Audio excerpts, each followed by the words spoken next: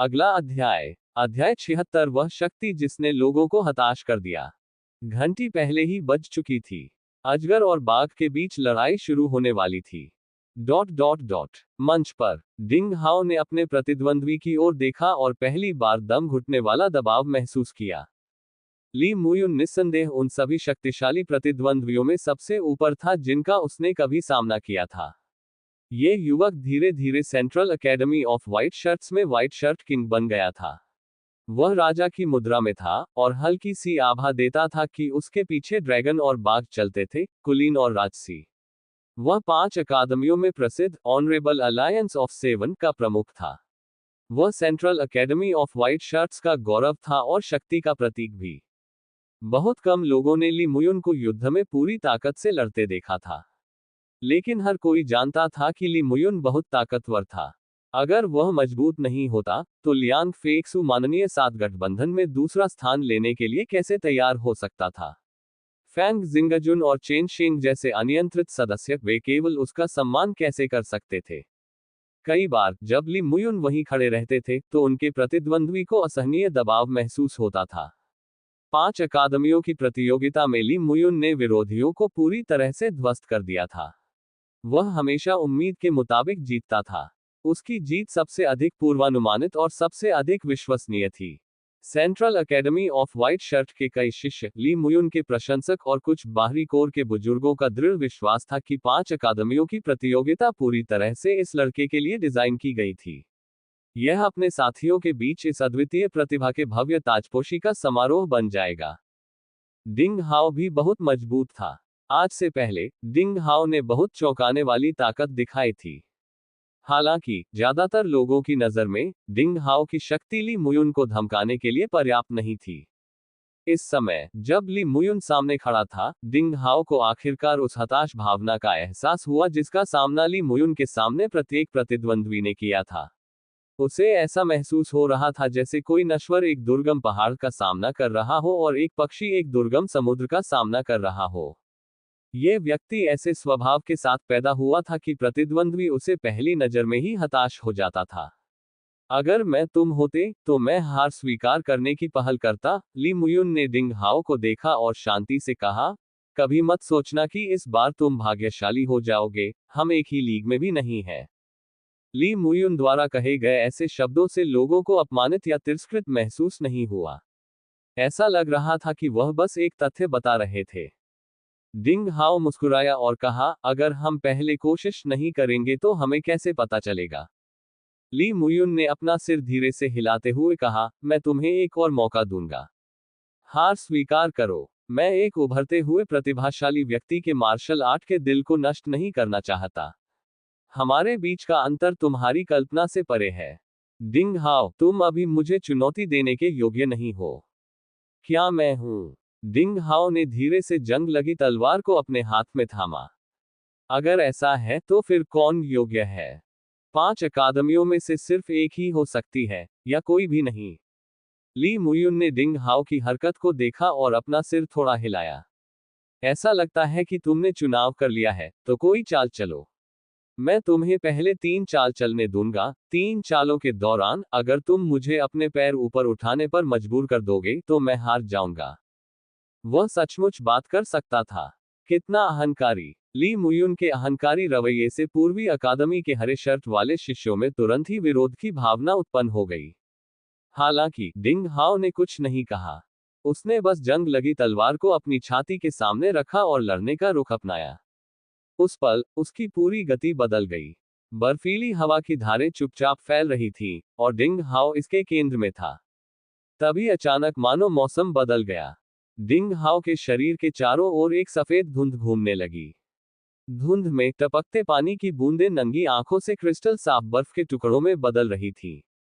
वे नाजुक छिपे हुए हथियारों या सफेद रक्षक कल्पित बौनों की तरह थे जो डिंग हाओ के शरीर के चारों ओर धीरे धीरे घूम रहे थे।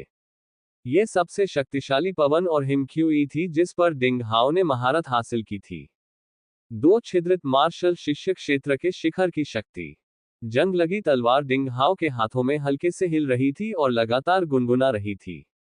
तलवार के शरीर पर चमकती हुई बर्फ की परत छा गई। इस समय डिंग हाओ ने अपनी पूरी शक्ति का प्रयोग किया। रिंग से 10 मीटर की दूरी पर मौजूद सभी सूचीबद्ध शिष्य कांपते हुए भाग गए। उन सभी के चेहरे पर हैरानी भरी नजर थी। लंबे समय से यह अफवाह थी कि डिंग हाओ की स्नो क्यू बहुत जबरदस्त थी, लेकिन किसी ने भी यह उम्मीद नहीं की थी कि यह इस स्तर पर होगी। धमाका! अचानक तीव्र गति जारी हो गई। कुल 60 नाजुक बर्फ के टुकड़े हवा में अलग अलग कोनों और अलग अलग रास्तों पर उछले। वे सभी दिशाओं में तेजी से घूम रहे थे। ली मुयुन उनमें लिपटा हुआ था। रिंग के चारों ओर चीख की आवाज गूंज उठी। क्यूई को रूपांतरित करके संघनित किए गए बर्फ के टुकड़े स्टील से बने छिपे हुए हथियारों से ज्यादा खराब नहीं थे। वे उड़ते हुए आसमान में बिखर गए। ये वाकई बहुत आश्चर्यजनक था। आमतौर पर एक सामान्य दो छिद्रित मार्शल शिष्य इस तरह की अजीब हरकत के तहत एक पल में टूट जाएगा। इस तरह की तरकीब कुछ लोगों पर काम कर सकती है, लेकिन मुझ पर नहीं। ली मुयुन मुस्कुराया और बैंगनी रोशनी की एक लकीर उसके ऊपर चमक उठी। आसमान से गिरते हुए चमकते बर्फ के टुकड़े पल भर में पिघल गए, मानो उन्हें बेमिसाल आग की लपटें मिल गई हो। वे तुरंत पिघल गए और वाष्पित होकर शून्य में गायब हो गए। स्वूश! इसी समय डिंग हाओ की तलवार भी आ गई। वह उस समय चांदी की बिजली की तरह उछलकर हवा में मंडरा रहा था। उसका शरीर लगभग जमीन के समानांतर था। लंबी तलवार अजेय थी। डिंग हाओ ने अपने शरीर को हिलाया तो बर्फीली चांदी की हवा ड्रैगन में बदल गई। जैसे ही ली मुयुन ने बर्फ के क्रिस्टल के हमले को भंग किया, डिंग हाओ की तलवार ली मुयुन के माथे से केवल 3.3 सेंटीमीटर दूर चली गई। ये सब कुछ बिल्कुल सही समय पर हुआ, जिसकी योजना उन्होंने पहले ही सावधानीपूर्वक बना ली थी। हालांकि ली मुयुन बिल्कुल भी आश्चर्यचकित नहीं दिखे। अभी भी मुस्कुराते हुए उसने अपनी तर्जनी और मध्यमा उंगलियां बाहर निकाली। धीमी लग रही थी, लेकिन ये तेज थी। उसकी उंगलियां हवा में इतनी तेजी से घूम रही थी कि कोई केवल एक बची हुई छाया ही देख सकता था। इसके बाद उसने बिना एक सेकंड के लिए जंग लगी तलवार को पकड़ने में संकोच किया, जो आधे मीटर मोटी ग्रेनाइट पत्थर की दीवार को तुरंत भेदने के लिए पर्याप्त थी। यह एक शरारती बिल्ली के बच्चे को पकड़ने जैसा था। डिंग हाओ हवा में था और उसकी कलाइयां कांप रही थीं। वह अब तलवार को आधा मिलीमीटर भी आगे नहीं बढ़ा सकता था। हमला फिर से अवैध था। हालांकि डिंग हाओ की आंखें चमक उठी और उनमें निराशा का एक भी निशान नहीं था। अगले ही पल बर्फ की क्यू अचानक फिर से फट गई। चांदी की बर्फ की एक परत तलवार की नोक से होते हुए ली मुयुन की उंगलियों, हथेलियों, कलाइयों, बाहों और यहां तक कि कंधों तक एक अजेय संक्रामक बीमारी की तरह फैल गई। क्या यह आपकी अल्ट्रा म्यूटेटेड क्यूई है? ली मुयुन हल्के से मुस्कुराए। ये बस इतना ही है। शब्दों के बीच बैंगनी प्रकाश की एक झलक उसकी हथेली में फैल गई। बैंगनी क्यूई की विशेषता अज्ञात रही। ये गर्म नहीं था, इसके बजाय ये तटस्थ था, लेकिन साथ ही भारी भी था, बिल्कुल ली मुयुन की तरह। हालांकि एक पल में बैंगनी क्यूई ने ली मुयुन की बाहों पर चांदी की बर्फ को पूरी तरह से भंग कर दिया, जैसे बर्फ पर गर्म सूप का कटोरा डाला जाता है। ली मुयुन की ताकत सचमुच लोगों को हताश कर सकती है। अगला अध्याय 77 हर किसी का अपना गौरव है। इस बीच डिंग हाओ का शरीर अचानक हवा में घूमने लगा। जंग लगी तलवार एक बड़ी ड्रिल की तरह अचानक बहुत जोर से फटी। उसने ली मुयुन की उंगलियों को छीन लिया और बिजली की तेजी से उसके माथे पर वार करना जारी रखा। भयानक बर्फीली हवा पहले से ही ली मुयुन के चेहरे पर व्याप्त हो चुकी थी। रिंग के नीचे सूचीबद्ध शिष्यों ने सभी को चौंका दिया। सफेद शर्ट वाले सेंट्रल अकादमी के शिष्य हैरान थे, जबकि हरी शर्ट वाले ईस्टर्न अकादमी के शिष्य उत्साहित थे, क्योंकि अगर ऐसा हुआ तो ली मुयुन को अपने पैर हिलाने पड़ेंगे। इस तरह तो वह हार जाएगा। डिंग हाओ की तीनों चालें सहज और सावधानी से बनाई गई थीं। वह अपनी पूरी ताकत लगाने के लिए चरम सीमा तक चला गया था, जो वास्तव में भयानक था। इस समय ली मुयुन के चेहरे पर भी आश्चर्य का भाव था। वह इस बात से आश्चर्यचकित था कि डिंग हाओ की जंग लगी तलवार उसकी उंगलियों से कैसे छूट गई। उसे लगा कि उसने डिंग हाओ को देख लिया है, जिसकी असली ताकत केवल दो छिद्रित मार्शल शिष्य क्षेत्र के शिखर पर थी।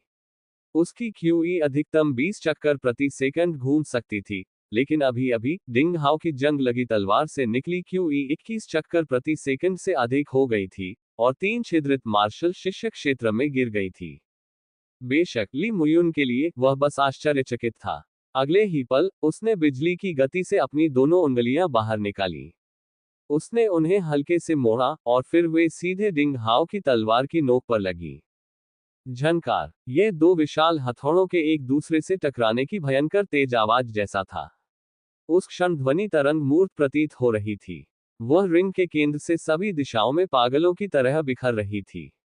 डिंग हाओ को अपनी हथेली में सिर्फ एक बहुत बड़ा कंपन महसूस हुआ, मानो उसने मैग्मा का एक ढेर पकड़ रखा हो।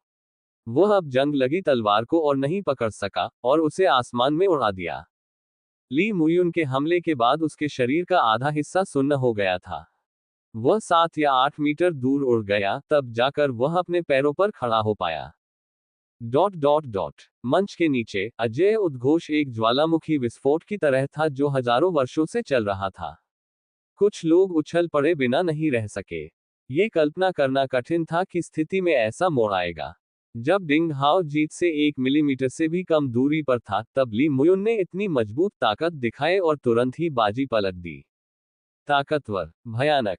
क्या ये केंद्रीय श्वेत शर्ट अकादमी से माननीय एलायंस ऑफ सेवन के प्रमुख प्रतिभा की असली ताकत थी?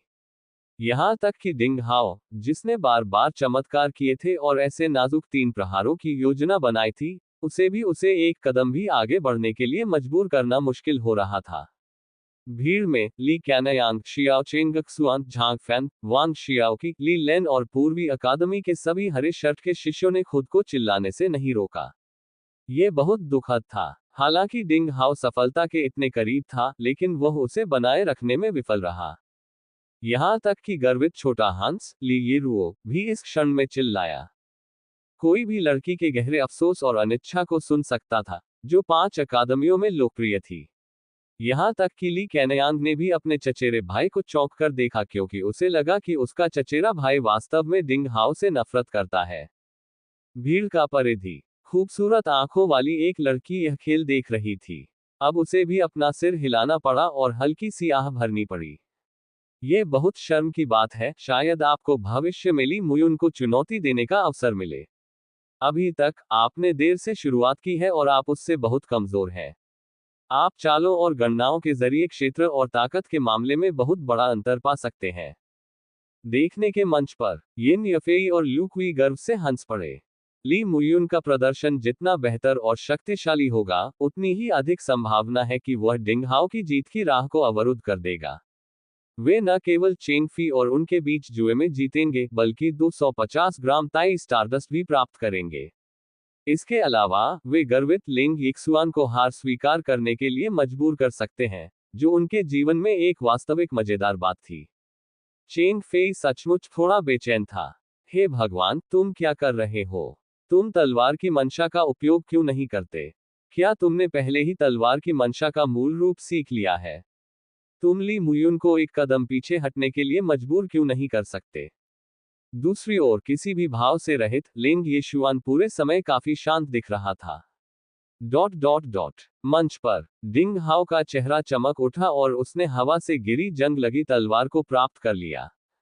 उसका चेहरा गरिमापूर्ण था। ली मुयुन की ताकत उसकी सबसे मजबूत आक्रमण शक्ति से भी अधिक थी। अभी अभी की गई 3 चालें वास्तव में डिंग हाओ द्वारा की गई सबसे शक्तिशाली आक्रमण शक्ति थी, लेकिन फिर भी वे ली मुयुन को एक कदम भी पीछे हटने के लिए मजबूर नहीं कर सकी। मार्शल आर्ट में डिंग हाओ की कमियां एक बार फिर उजागर हुई। उनकी नींव गहरी नहीं थी, उनके पास कोई जादुई कौशल नहीं था जो उनकी अपनी क्यूई से मेल खाता हो, जैसा कि वरीयता प्राप्त सेनानियों के पास होता है। हालांकि कृपाण और तलवार के अपने संत होने के लिए अभ्यास में कोई बाधा नहीं थी, लेकिन उसके शरीर पर जन्मजात प्रतिबंध वास्तव में सख्त थे, जिससे उसके लिए युद्ध में इसे तोड़ना मुश्किल हो गया। अन्यथा वह कोशिश कर सकता था और देख सकता था कि क्या वह अभूतपूर्व शक्ति को बाहर निकाल सकता है। क्या वह आज हार स्वीकार करेंगे? छोटे दोस्त डिंग, तुम मुसीबत में लग रहे हो। तलवार मास्टर की कष्टप्रद आवाज उसके दिमाग से आई। हमारे सामने वाला बेवकूफ बच्चा मेरे लिए कुछ भी नहीं है, लेकिन तुम्हारे लिए अब उसे हराना लगभग असंभव है। सेबर मास्टर के शब्दों ने लगभग डिंग हाओ की मौत की सजा की घोषणा कर दी। हार मान लेना ही बेहतर है। इस समय हार मान लेना कोई शर्म की बात नहीं है। आखिरकार तलवार मास्टर की आवाज अभी भी परेशान करने वाली थी। बिल्कुल, संत के पूर्ण रूप से तैयार हो जाने के बाद हम उससे फिर से लड़ सकते हैं। कृपाण मास्टर की आवाज भी गूंजी। यह आवाज डिंग हाओ को चिढ़ाने के लिए भी आई। तुम दोनों अब बहुत होशियार बातें हो चुकी हैं। क्या तुम मुझे कुछ उपयोगी सुझाव दे सकते हो? डिंग हाओ को वे परेशान करने वाले लगे, लेकिन साथ ही मनोरंजक भी। फिर उसने अपने दाहिने हाथ और शरीर में सुन्नता से छुटकारा पाने के लिए धीरे धीरे अपने जादू के कौशल का इस्तेमाल करना शुरू कर दिया, जबकि अपने मन में पूछ रहा था, उदाहरण के लिए, क्या तुम मुझे कुछ शक्तिशाली तलवारबाजी या जादू के कौशल दे सकते हो? मुझे अभी अपने प्रतिद्वंद्वी से छुटकारा पाने की जरूरत है। मुझे डर है कि मैं ऐसा नहीं कर सकता। मैं एक या दो शक्तिशाली जादू कौशल जानता हूं, लेकिन आपके वर्तमान क्यूई क्षेत्र के साथ आप वास्तव में उन्हें बिल्कुल भी जारी नहीं कर सकते। तलवार मास्टर घृणा में अपना सिर हिला रहा था। और हम जो कौशल जानते हैं, वे कृपाण और तलवार की साधना के लिए आपके संत होने के लिए सबसे उपयुक्त नहीं है। कृपाण मास्टर्स के शब्दों ने डिंग हाओ की आशा को पूरी तरह से बुझा दिया। हालांकि हमने आपके लिए एक बेहतरीन उपहार तैयार किया है, लेकिन दुर्भाग्य से आप अब वहां नहीं जा सकते। स्वॉर्ड मास्टर हमेशा बहुत परेशान रहता था। वह हमेशा पहले डिंग हाओ को निराश करता था, फिर एक छोटा सा चारा फेंकता था, और फिर उसे फिर से निराश करता था। जिसे इस महान पूर्वज द्वारा दिया गया एक महान उपहार कहा जा सकता है, वह निश्चित रूप से आश्चर्यजनक और अचंभित करने वाली चीज होगी। दुर्भाग्यवश दूर का पानी पास की आग को नहीं बुझा सका। विषय से हटकर, छोटे दोस्त डिंग, ऐसा लगता है कि अब आप बस हार स्वीकार कर सकते हैं। सेबर मास्टर ने एक बार फिर डिंग हाओ को उसकी वर्तमान स्थिति की याद दिलाई। हार स्वीकाराना। डिंग हाओ ने मूठ पकड़ रखी थी, वह अभी आत्मसमर्पण करने के लिए तैयार नहीं था। वह सचमुच हारना पसंद नहीं करता था। ऐसा लगता था कि उसने कभी किसी शक्तिशाली शत्रु के सामने हार नहीं मानी थी। नहीं, यह उसका पहला मौका था और वह हारेगा नहीं। वह निश्चित रूप से किसी भी हालत में हार स्वीकार नहीं करेगा, चाहे इसके लिए उसे अपनी जान ही क्यों न गंवानी पड़े। डिंग हाओ की आंखों में उग्र लड़ाकू भावना फिर से प्रज्वलित हो गई। उसका गरिमा में चेहरा इस क्षण अचानक गायब हो गया। विपरीत दिशा में ली मुयुन ने स्पष्ट रूप से डिंग हाओ के चेहरे पर आए बदलाव को देखा और अपना सिर थोड़ा हिलाया। क्या अभी भी हार नहीं मानी? डिंग हाओ, मैंने तुम्हें एक मौका दिया है। अगर तुम ऐसा ही करते रहे, तो आज तुम्हें एक अविस्मरणीय हार का सामना करना पड़ेगा। अपने पूरे जीवन में। अगला अध्याय। अध्याय 78, 7 के माननीय गठबंधन की प्रतिष्ठा। क्या ये है? मैं अब और इंतजार नहीं कर सकता, चलो। डिंग हाओ ने कहा और अपने होंठ चाटे, उसकी आंखें पागलपन से जल रही थीं। इस समय डिंग हाओ एक तेज तलवार की तरह लग रहा था, हालांकि वह अपने प्रतिद्वंद्वी से हार सकता है, लेकिन झुकेगा नहीं। एक तलवारबाज। यह एक तलवारबाज का गौरव था। डिंग हाओ का भी अपना व्यक्तिगत गौरव था। डिंग हाओ की आंखें पागलपन भरे उत्साह से जल रही थीं, जबकि ली मुयुन की आंखें गहरी समाधि में थीं, मानो किसी व्यक्ति या चीज को याद कर रही हो। फिर उसने दूर आसमान की ओर देखा और यादों में खोया हुआ लग रहा था। बहुत देर बाद ली मुयुन की अभिव्यक्ति अचानक तीखी हो गई और उसने गंभीरता से सिर हिलाते हुए कहा, अभी भी 3 चालें चलेंगी। अगर तुम मेरी 3 चालों का सामना कर सको, तो जीत तुम्हारी होगी। इसके बाद उसने धीरे से अपनी कमर से लटकती तलवार निकाली। ब्लेड चमकीला था, मानो अंगूठी पर अचानक आकाशगंगा प्रकट हो गई हो, और इस प्रक्रिया में हवा संघनित हो रही हो। चुनौती क्षेत्र के बाहर लियांग फैक्सू और माननीय 7 गठबंधन के अन्य लोगों के चेहरे बदल गए। यह पहली बार था जब उन्होंने अपने सबसे बड़े भाई को अपनी तलवार खींचते देखा था। क्या वह आखिरकार अपनी पूरी ताकत का इस्तेमाल करेगा? डिंग हाओ ने उनके सबसे बड़े भाई को क्या याद दिलाया? उनके सबसे बड़े भाई ने अचानक ऐसा फैसला क्यों लिया? वे इस बारे में सोच रहे थे जबकि अन्य लोग भी चिंतित थे। यह पहली बार था जब किसी ने ली मुयुन को 5वें अकादमी के बड़े मैच में अपनी तलवार खींचते देखा था। भीड़ में बीच में घिरी खूबसूरत युवा लड़की ली यिरुओ का दिल अचानक बेचैन हो गया, बेचैनी जैसे किसी चीज ने उसे जकड़ लिया हो। ली मुयुन के तलवार खींचने से पहले ही डिंग हाओ संघर्ष कर रहा था। अगर ली मुयुन अपनी असली ताकत दिखा दे, तो क्या डिंग हाओ अभी भी डटा रह सकता है? शायद उसे चोट लग जाए। हे मूर्ख मूर्ख, तुम हार क्यों नहीं मान लेते? मंच पर ली मुयुन की तलवार उसकी छाती के आर पार हो गई और समानांतर उंगलियों के स्पर्श से तलवार के शरीर पर एक हल्की बैंगनी लौ लग गई। पहली तलवार। आवाज धीमी नहीं हुई। ली मुयुन की बादल जैसी आकृति भूत की तरह डिंग हाओ के सामने आ गई। बैंगनी रंग की ज्वाला जलती तलवार बिना किसी आकर्षक चाल के सुनफी के दूसरे शॉट के सामने एक ठंडे तारे में बदल गई, जैसे कि विशाल घेराबंदी क्रॉसबो द्वारा की गई गोली। स्विश। उसकी लंबी तलवार के तेज प्रहार से हवा फट गई और केवल इसी समय उसकी तीखी चीख सुनाई दी। तेज हवा चलने से ऐसा लग रहा था कि वह रिंग की नीली पत्थर वाली जमीन को लगभग छोड़ देगी। तेज। यह तलवार लगभग चरम सीमा तक चली गई। इस तलवार की तुलना में डिंग हाओ की पिछली तलवार बिल्कुल भी तेज तलवार नहीं थी। हाँ, मैं आखिरकार 3 छिद्रित मार्शल डिसिपल क्षेत्र में प्रवेश कर गया हूँ। क्यूई साइक्लिंग की गति भी 30 चक्कर प्रति सेकंड तक पहुंच गई है। यह एक नई अवस्था है। मैं मार्शल आर्ट प्रतियोगिता में आज के तीसरे दौर के बारे में अधिक आश्वस्त हूँ। डिंग हाओ को ऐसा महसूस हुआ जैसे कोई छोटा सा बवंडर आ रहा है। नीली शर्ट और लंबे बाल एक पल में ही पीछे उड़ गए। विरोध नहीं कर सकता। मैं नहीं कर सकता। बहुत तेज छिप नहीं सकता, भाग नहीं सकता। मुझे क्या करना चाहिए? मुझे क्या करना चाहिए? मुझे क्या करना चाहिए? मुझे क्या करना चाहिए? इस समय डिंग हाओ के दिमाग में अनगिनत विचार कौंध रहे थे, लेकिन वह किसी भी प्रेरणा को नहीं पकड़ पा रहा था। ली मुयुन की सीधी, दबंग और विनाशकारी तलवार का सामना करते हुए डिंग हाओ उसे भेदने का कोई रास्ता नहीं खोज पा रहा था। एक महत्वपूर्ण क्षण में डिंग हाओ के शरीर ने उसकी सोच से आगे बढ़कर चुनाव किया। जंग लगी तलवार ने एक भनभनाहट पैदा की, जैसे डिंग हाओ ने अपनी कलाई घुमाई, हवा में अजीबोगरीब चापों की एक श्रृंखला बनाई, एक चमकीले उल्का की तरह, बिल्कुल एक बुलबुल की तरह उड़ते हुए। अपने सामने उसने तलवार का जाल फैलाया।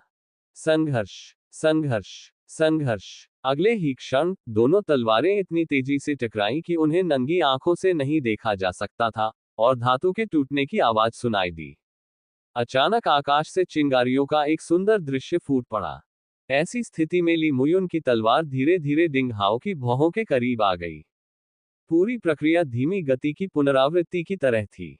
इस प्रक्रिया में चमत्कार धीरे धीरे दिखाई देते हैं। हर बार जब दबंग और अद्वितीय तलवार डिंग हाओ द्वारा बिछाए गए तलवार के जाल को तोड़ती है, तो गति एक बिंदु से धीमी हो जाती है, और इस तलवार की गति एक बिंदु से कमजोर हो जाती है। जैसे कोई व्यक्ति अथक प्रयास करते हुए भी अपने स्वामी से कोई प्रतिक्रिया नहीं पाता।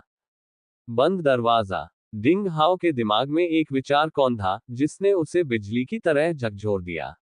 उसे अचानक अपनी ट्रेनिंग में आई समस्या का एहसास हुआ। उसके अवचेतन ने ये तरकीब निकाल दी थी। ये वही तरकीब थी जो उसने कल रात पहाड़ की चोटी पर हासिल की थी।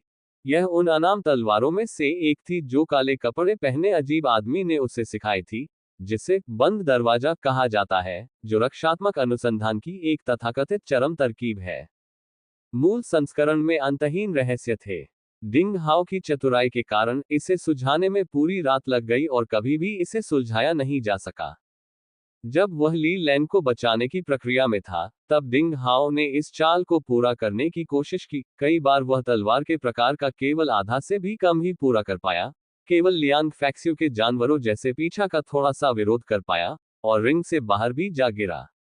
इस समय जब ली मुयुन उसके सामने खड़ा था, डिंग हाओ को आखिरकार उस हताश भावना का एहसास हुआ जो हर प्रतिद्वंद्वी को ली मुयुन का सामना करते समय महसूस होती है।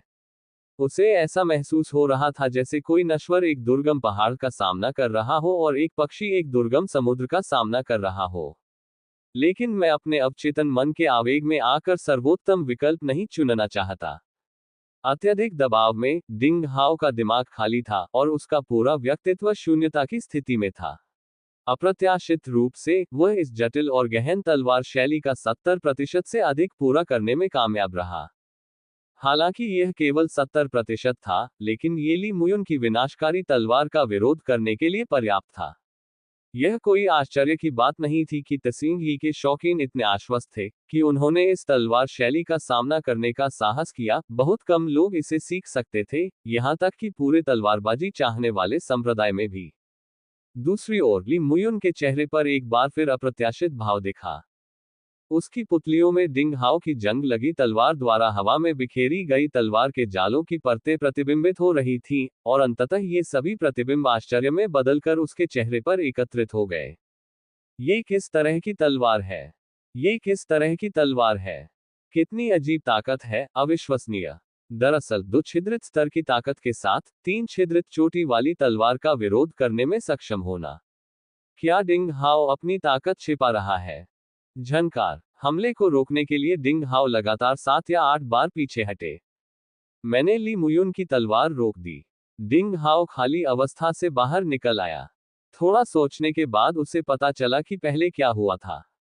दूसरी ओर ली मुयुन ने पीछा नहीं किया। इस बार उसके चेहरे पर आश्चर्य की झलक गायब हो गई थी, और वह फिर से शांत हो गया, अपनी पीठ पर बैंगनी लौ वाली एक लंबी तलवार लेकर कदम से कदम मिलाकर आगे बढ़ रहा था। फिर उसने कहा, तुमने मुझे वाकई हैरान कर दिया। दुर्भाग्य से बस इतना ही। उन्हें तो ये भी पता नहीं चला कि मंच पर क्या हुआ था। सफेद शर्ट के केंद्रीय अकादमी के शिष्यों का झटका और हरी शर्ट के पूर्वी अकादमी के शिष्यों की जयकार एक ही समय में सुनाई दी। टूर्नामेंट ने वास्तव में बहुत सारे अप्रत्याशित मोड़ दिए। जब ली मुयुन ने 3 छिद्रित की चरम शक्ति को पार करने के लिए तोड़ दिया, तो कई लोगों ने महसूस किया कि टूर्नामेंट खत्म हो गया था और डिंग हाओ की विफलता की निंदा की। लेकिन कौन सोच सकता था कि आखिरी क्षण में डिंग हाओ अप्रत्याशित रूप से एक प्रकार की अनसुनी, अभूतपूर्व, अविश्वसनीय तलवार तकनीक का प्रयोग करके स्थिति को पलट देगा। झांग फैन, वांग शियाओकी और अन्य लोग सुंदर लड़कीली येरुओं के साथ मौके पर ही कूद पड़े। दूर से ली लैंग के चेहरे पर भी राहत की झलक दिख रही थी। अध्याय 79 3 चालों का वादा। दूर से उन खूबसूरत आंखों की मालकिन ने भी अपने निर्दोष चेहरे पर थोड़ा आश्चर्य दिखाया। ऐसी तलवार तकनीक। लगता है कि आपके पास अभी भी एक और मौका है। तो क्या आपको आखिरकार जीत की एक झलक मिल गई है? वरीयता प्राप्त सीटों पर सभी प्रमुख व्यक्तियों की हैरान आवाजों के बीच यिन यफेई और लू क्यूई शर्मिंदा दिखे, जबकि चेंग फेई बेतरतीब ढंग से हंसे। हालांकि लेंग यिक्सुआन ने अभी भी अपनी आंखें सिकोड़ ली थीं, लेकिन उसके मुंह के कोने धीरे से मुड़े हुए थे। ये लोग वास्तव में मजबूत थे। अपनी सूक्ष्म दृष्टि से वे स्वाभाविक रूप से देख सकते थे कि डिंग हाओ ने अपनी तलवार के साथ कितना अद्भुत प्रदर्शन किया था। ये तलवार अकेले ही डिंग हाओ के लिए मैच जीतने के लिए पर्याप्त थी। दूसरी तलवार। ली मुयुन के शरीर में लवेंडर की लौ की तरह उछाल आया। चारों ओर एक गोलाकार बैंगनी कोहरा फैलने लगा। उसकी गति अंतहीन रूप से बढ़ती गई, जल्दी ही 4 छिद्रों के बीच से आगे निकल गई। वह कदम दर कदम आगे बढ़ा। उसने एक बार फिर अपनी तलवार उठाई। हर कोई उत्साहित था, क्योंकि ली मुयुन की लंबी तलवार इस पल में एक मजबूत चमक के साथ खिल गई, एक गोल छोटे बैंगनी सूरज की तरह। उसके हाथ में तलवार 2 हैंडल, 3 हैंडल, 4 हैंडल, 10 हैंडल में बदल गई। ये बहुत ही विचित्र दृश्य था। ऐसा प्रतीत हो रहा था कि ली मुयुन की तलवार प्रकाश को काट रही थी, लोगों की दृष्टि को खराब कर रही थी, और उन्हें सबसे घातक तलवार की छाया को देखने नहीं दे रही थी। ताई लाइट स्प्लिटिंग। भीड़ जोर से चिल्लाने से खुद को नहीं रोक सकी। उनकी एक रहस्यमयी उत्पत्ति और गहन पारिवारिक पृष्ठभूमि थी। एक नज़र में ये देखा जा सकता था कि तलवारबाजी में ली मुयुन का कौशल बिल्कुल प्रसिद्ध तलवारबाजी चाहने वाले संप्रदाय के समान था। इस तलवार तकनीक का मूल संस्करण तलवारबाजी की तलाश करने वाले संप्रदाय के तलवारबाजी हॉल में संग्रहित एक खाल में दर्ज किया गया था। ये संप्रदाय की 689 अद्वितीय तलवार तकनीकों में से एक थी। मानव श्रेणी के जादू कौशलों में ताई लाइट स्प्लिटिंग बिल्कुल सर्वश्रेष्ठ था, और इसकी शक्ति पृथ्वी श्रेणी के निम्न श्रेणी के बराबर भी हो सकती थी। प्रतीक्षा सूची में शामिल शिष्यों और बाहरी शिष्यों के लिए इसे केवल तभी सीखा जा सकता था जब उन्हें बहुत अधिक संप्रदाय योगदान अंक प्राप्त हुए हो या बहुत ही विशेष कारणों से। ली मुयुन ने ये तलवार जादू कौशल कैसे सीखा? उसकी पहचान क्या थी? उसी समय बालकनी पर इस तलवार कौशल की उत्पत्ति को जानने वाले कई लोग स्पष्ट रूप से हैरान थे। झनकार। तलवार को एक लंबे इंद्रधनुष की तरह फेंका गया। चुनौती क्षेत्र नंबर 1 की जमीन में गहराई तक धंस गया। यह एक शिलालेख मास्टर द्वारा लगाए गए चट्टान में घुस गया, लगभग हैंडल तक। फिर यह कांपता रहा। आप जीत गए। मैं आपकी तलवार की शैली नहीं तोड़ सकता। तलवार फेंकने के बाद ली मुयुन ने डिंग हाओ को देखा और धीरे से कहा। डिंग हाओ ने आश्चर्य से अपने प्रतिद्वंद्वी को देखा। 3 तलवारों की वाचा और अंतिम तलवार। अप्रत्याशित रूप से इस समय ली मुयुन ने स्वेच्छा से हार स्वीकार कर ली। कुछ समय पहले सफेद शर्ट वाले केंद्रीय अकादमी ऑनरेबल अलायंस ऑफ 7 के ताई लाइट स्प्लिटिंग का पहला प्रदर्शन हुआ। यह आंदोलन इतना शक्तिशाली था कि इसने डिंग हाओ की बंद दरवाजे की तलवार एक 21 परत वाली तलवार के जाल को तोड़ दिया और डिंग हाओ को 10 कदम से अधिक पीछे हटने पर मजबूर कर दिया। हालांकि ताई लाइट स्प्लिटिंग अंततः बंद दरवाजा तलवार शैली को पूरी तरह से तोड़ने में विफल रही। मैं फिलहाल ऐसी कोई तलवार तकनीक नहीं सोच पा रहा हूं जो तुम्हारी अजीब तलवार शैली को तोड़ सके, इसलिए इस बार तुम जीत जाओ, ली मुयुन ने कहा। उसके चेहरे पर जरा भी निराशा नहीं थी।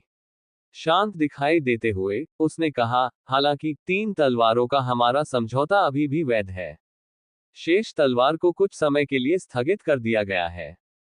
एक दिन मैं इसे तोड़ने का तरीका ढूंढ लूंगा और इस आखिरी तलवार से तुम्हें पूरी तरह से हरा दूंगा। सच बताऊं तो इस समय डिंग हाओ भी उस प्रतिभाशाली व्यक्ति के राजसी संतुलन से थोड़ा अभिभूत था। ये सहनशीलता, ये शांति और गर्व ऐसी चीजें नहीं थी जिनका अनुकरण दूसरे लोग चाहकर भी नहीं कर सकते थे। ली म्यू युन के लिए ये तथ्य कि 5 अकादमियां पहली अकादमियों से बड़ी थीं, उन्हें प्रतीक्षा सूची में शामिल अन्य शिष्यों की तरह उत्साहित करने के लिए पर्याप्त नहीं था। डिंग हाओ ने सिर हिलाया और कहा, ठीक है, अभी एक और तलवार का हमला बाकी है। मैं तुम्हारा इंतजार करूंगा। ली मुयुन ने सिर हिलाया। एक झटके में उसका लचीला और सुंदर शरीर एक स्वतंत्र पक्षी की तरह सीधे रिंग से बाहर कूद गया। सभी शोर के बीच वह धीरे धीरे दूर चला गया, दूरी में गायब हो गया। आखिरकार अपने सदमे से उबरते हुए जज ने जोर से चिल्लाते हुए डिंग हाओ की जीत की घोषणा की।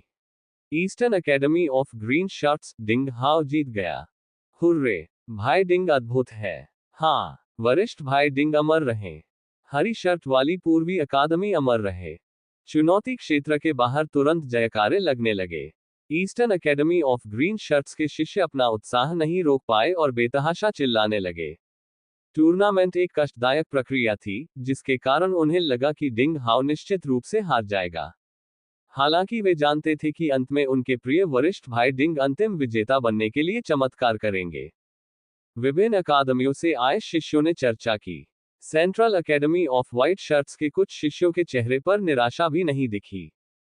Central academy of white shirts के 2 मजबूत खिलाड़ियों के बीच पहले मैच का सपना टूट गया। हालांकि हर कोई देख सकता था कि क्षेत्र और दुश्मन की युद्ध प्रभावशीलता के संबंध में डिंग हाओ ली मुयुन से कमतर था, लेकिन उन्हें यह भी मानना पड़ा कि डिंग हाओ ने ली मुयुन की तकनीक द्वारा पिछले 2 लगातार हमलों को रोक दिया, वास्तव में अविश्वसनीय था। यदि कोई और होता, भले ही वह ली मुयुन से अधिक शक्तिशाली होता, तो वह डिंग हाओ की रक्षात्मक तलवार तकनीक को नहीं तोड़ पाता। ये भी शक्ति का प्रकटीकरण था। हालांकि डिंग हाओ का फाइनल में प्रवेश अच्छी तरह से योग्य था, लेकिन ली मुयुन वो इतना घमंडी था कि अगर वह डिंग हाओ को अपनी योजना के अनुसार नहीं हरा सका, तो वह हार मान लेगा। दोनों प्रतिभाशाली लोग आपस में टकराए और अंत में भाग्यशाली व्यक्ति जीत गया। सेमीफाइनल से पहले 90 मिनट बचे थे। पश्चिम में पहाड़ों और चोटियों पर लटकता लाल सूरज गर्मी के आखिरी अवशेष बिखेर रहा था। 1 महीने से भी कम समय में छोटी शरद ऋतु समाप्त हो जाएगी और बर्फ जल्दी ही लंबी और ठंडी सर्दियों की शुरुआत कर देगी। उस समय इतनी गर्म धूप गायब हो जाएगी। इस समय दूसरे स्टेज क्षेत्र में भीड़ जमा हो गई थी। दिन अपने चरम पर पहुंच रहा था। परिधि पर हौशान की झुग्गियों से कुछ आम लोग भी दिखाई देने लगे, जिन्होंने दिन भर की सफाई का काम पूरा कर लिया था और शहर के केंद्र में पहली चुनौती के मैदान को देख रहे थे। इसका कारण ये था कि उन्होंने सुना था कि एक प्रतिभाशाली युवक जो झुग्गियों में ही पैदा हुआ था और आश्चर्यजनक रूप से प्रतिभाशाली था, सभी प्रतिद्वंद्वियों को हराकर 5 अकादमियों की प्रतीक्षा सूची में शिष्यों की बड़ी प्रतियोगिता के फाइनल में प्रवेश करने में सफल रहा। अनगिनत वर्षों में ऐसा पहली बार हुआ था। हालांकि उनमें से कुछ लोग डिंग हाओ को नहीं जानते थे, फिर भी वे उत्साहित और गर्वित थे। वे बस वहीं खड़े होकर दूर से देखते रह गए और कूड़े की बस्ती से आए इस युवक का बहुत विनम्र तरीके से उत्साहवर्धन किया। भीड़ में झाओ जिंगचेंग और उसके माता पिता भी शामिल थे। पूर्व कचरा बस्ती से इस युवा बदमाश ने डिंग हाओ को भड़काने के लिए बुरी तरह से पीटे जाने के बाद वास्तव में अपना दिल बदल लिया, एक नया पत्ता खोला और हार नहीं मानी। पिछली प्रवेश परीक्षा में उसने सूची के निचले भाग में तलवारबाजी चाहने वाले संप्रदाय में प्रवेश किया और उसे लाल शर्ट की पश्चिमी अकादमी में नियुक्त किया गया, जिसे इस बार पूरी तरह से मिटा दिया गया। उसने अपने चिंतित और अहंकारी रवैये को बदल दिया, कड़ी मेहनत की और अपने माता पिता के लिए भी पुत्रवत बन गया।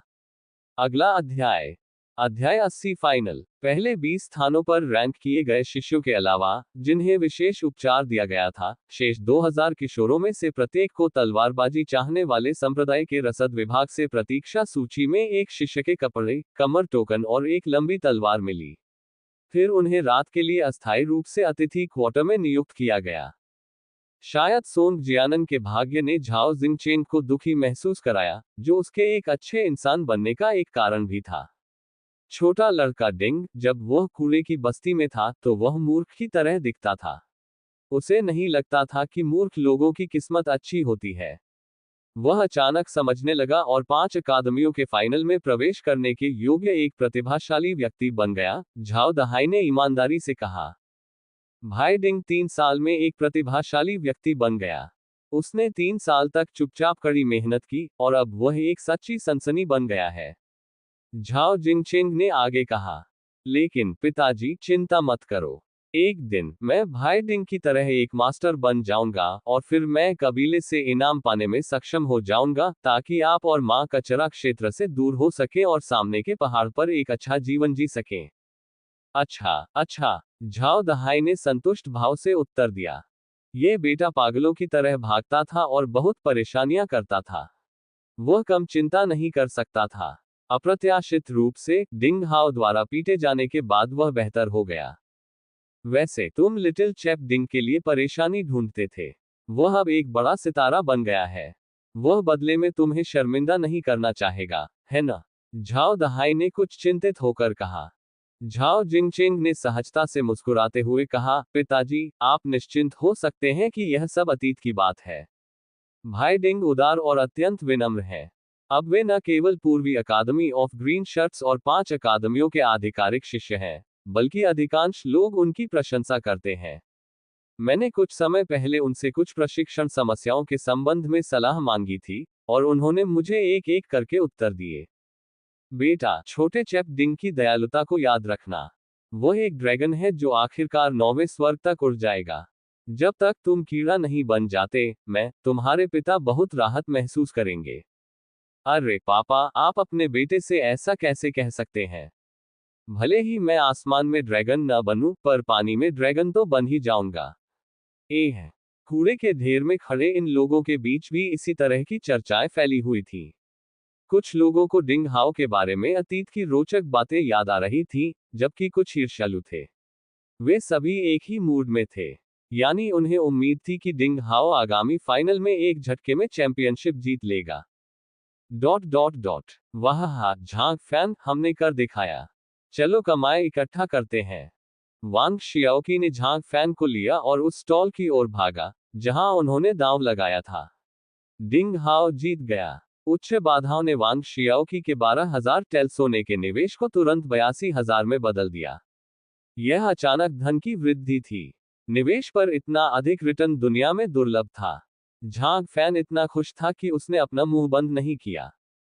ईर्ष्या, जलन और घृणा की निगाहों के सामने दोनों ने जल्दी से अपने सोने के नोटों का आदान प्रदान किया और बैंकर की करुण पुकार के बीच, जो रोना चाहता था, इतराते हुए चले गए। हाँ, 80,000 बनाने के लिए 10,000, मैं 20,000 लेता हूँ, आप 20,000, भाई डिंग 40,000। अरे, इस बार हमने वाकई बड़ी सफलता हासिल की है। इस पैसे से हम बहुत सारी आध्यात्मिक जड़ी बूटियां खरीद सकते हैं।